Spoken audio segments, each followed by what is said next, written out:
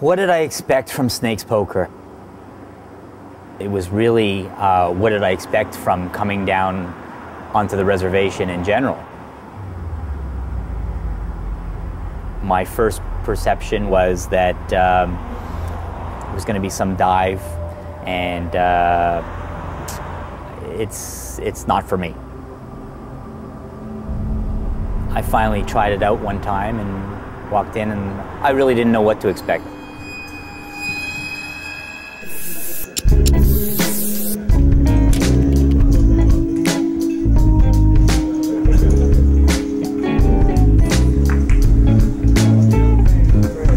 Everybody holds their breath to see the cards, and I'm not going to be raising.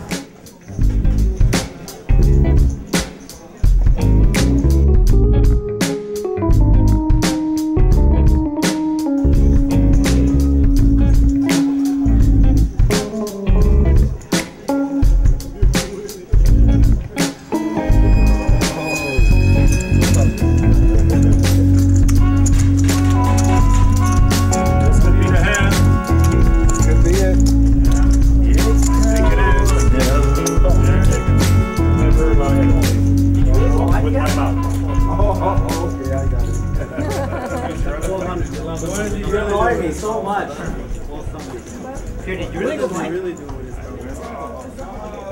The first time I came here, I was nervous. I'm not gonna lie. I'm not gonna lie.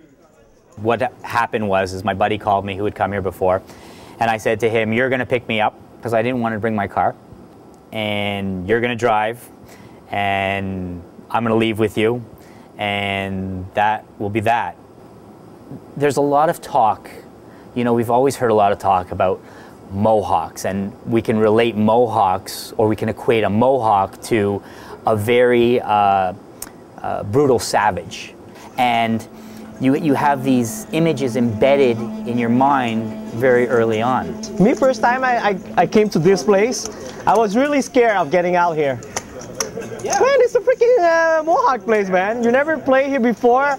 You know, I was thinking, you cash out, what happened? Well, you cash out, they locked the door? What the hell? See, that's the problem too, is people have such bad misconceptions about Kahnawake. I think non-natives have stereotypes against native people because of, I guess first and foremost, what they hear from their parents, from their friends, which is usually misinformed because most of the information they get is from the media.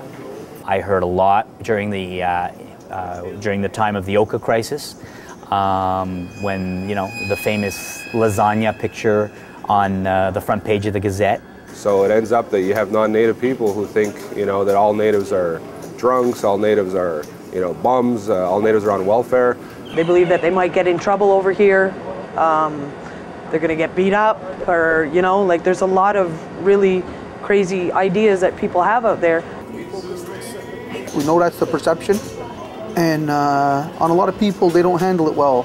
They just look at it like they're against us, so I'm against them. So it's more retaliatory than anything. It's easy to be angry at somebody who you think is already angry at you. I'm not one of those people. Show me an ace. Oh! So Suzanne is almost getting me out of the game here, guys. I know. Suzanne, stop fighting your husband. My first experience really in the Kahnawake community was probably the day that I went to the batting cage. 4 or 5 years ago, a friend of mine, Martin Roy, had met Stan at the batting cage. So he said, "Come and see, you know, this guy, he's doing something good." Me and my wife, Suzanne, decided to actually one night go and see. First of all, being a woman, I think it's harder anywhere you go, I think, to be comfortable going somewhere than a man. Please respect my big blind. I need please don't raise her a little bit of respect, please. Yes, it was nerve-wracking coming in. There's a lot of those cigarette stores and those signs, big signs everywhere. When we entered the first time the batting cage, some people were kind of looking at us, "What are you guys doing here?" You know? It was bad. My first experience was bad. Nobody was talking to us. Nobody. We were about, I would say, 2, 3, 4, sometimes 5 maximum. Maximum. Non-natives. Non-natives, yes. Was there more non-natives or natives? There was more natives. Oh no. At the batting cage, Back then, And- back then it was more local. And when you think about it, on that side, Stan was precursor in the poker here because he was accepting us non-natives in the tournaments. And Really, Pierre? I thought you were native. How did I create an environment to make non-natives comfortable when I was at the batting cage? Well, it was difficult because I would get players, non-native players would come and they would leave because we were upstairs in a functioning rowdy bar. I remember, well, at the beginning, like you were saying, it was upstairs because the first part of it was upstairs. We were in the discotheque. I remember Saturday night. This is a nice story actually. Saturday night, the tournaments would be around 7, and around 9:30, 10, the place would pack up. The music was pounding. It was a discotheque, and everybody dancing around. So imagine that we're all here at the table, and it's all dancing around and partying, and everybody's getting drunk. Hold on a second, your wife is all in. That's okay. She knows what she's doing. First time we went, Pierre finished second and I finished third. I think nobody was happy for us. But it was fun, and we did go back. Stan would always bring back the comfort zone for everybody, you know. Today, if you come here at Snakes, I would say 90-95% is non-native. So it's been completely a switch on the other side. And the people feel, all the people I know from non-native, when they're coming here, they feel like home. Data from January said that there was 1.1% local players that came into the club, into Snakes Club. So the rest, 98.9% are non-locals. So it's overwhelmingly in their favor.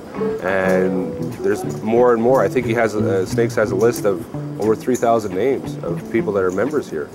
So I think that although you do get locals that come in and play from time to time, you look around and it's mostly familiar faces, but not from here.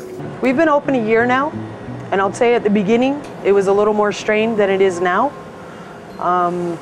Because again, some of the white people that came into work were a little nervous about coming to work here, and some of the natives were also a little strained, thinking that, you know, this is their territory, and having people come in from the outside put a little bit of pressure on some people. The majority of the natives that I have encountered have been very, very open. However, I know there's rumblings, and I've heard rumblings. There's a fraction of the community that doesn't want so many non-natives on their land at one time. At the same time, the people that are inside the club are certainly getting to know each other. Well, they have no choice. Non-natives and natives, they have to mix because half of my workers are from Kahnawake. I know all my numbers in Mohawk. So there you go. Hey, I gotta get a drink. Suzanne talks more. I played a hand with Jason and I said, come on, I need a whisk. And I was sure he was Mohawk, because you don't know who's Mohawk and who isn't. Eh? He lost a good putt with me with that. And I said, come on, I told you I need a whisk. But he said, I'm not Mohawk. So I said, oh, I'm sorry, I thought you were. So, too bad for him. When your customer base comes from outside of your territory and leaves money there, you're making your community richer monetarily. All the non-natives that come in here and spend their money here, you know, it really helps the community because there's so many different offshoots. First of all, Snakes employs 80 people here, you know, 50% or whatever of which are from the community. My son, my older son Matt, started here in the kitchen working as a dishwasher, and within I think 3 or 4 weeks they had him moved up to a dealer. And then my better half, or other half I'll say, He started working here as security. My younger son just turned 18, so since he's 18, I got him a job here now. Yeah, I got them all in. I don't know anything else that brings people together, natives and non-natives, like poker. When non-natives see the reality of Kahnawake and how people are working here, they're living their lives just like non-natives, then they realize that, you know what, the stereotypes that they've heard through the media or through friends or family or whatever are just not true. It showed me how people can mix, you know? It is a realistic dream, let's say, to have a place where everybody can come together. And now it's taken off like you wouldn't believe, and it's fine.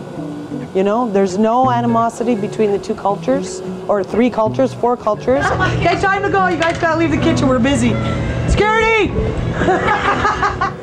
I think the beauty of poker is that everybody just can like become friends with each other, and it's like it's more of a social thing than anything else. I mean, yeah, we're all here to play for money and get serious, but listen, we're all shooting the shit with everybody, and it's awesome, you know? It's a lot of fun. It's like Jason's like my brother now. Don't push it. It's like Pierre's like my grandfather. And she's my wife! I understand that our land was stolen. I know that. I understand that the government is pretty shitty to us. That's a fact, you know. But I am not going to blame every single solitary human being for that on this planet. I've worked with far too many good people in the ironwork industry of all races. And I've met so many nice people at my poker club and in my travels that there's no way we can do that, because they got jerks out there, but we got jerks in here too.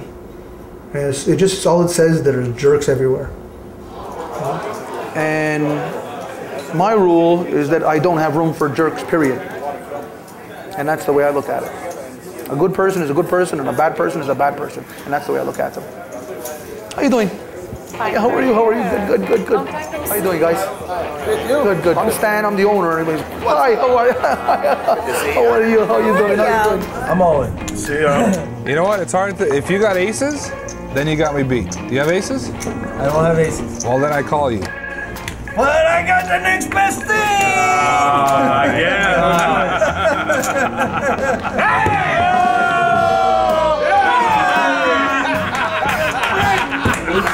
For those lay people, that is a bad beat. The second best thing. Oh, he gets them so much.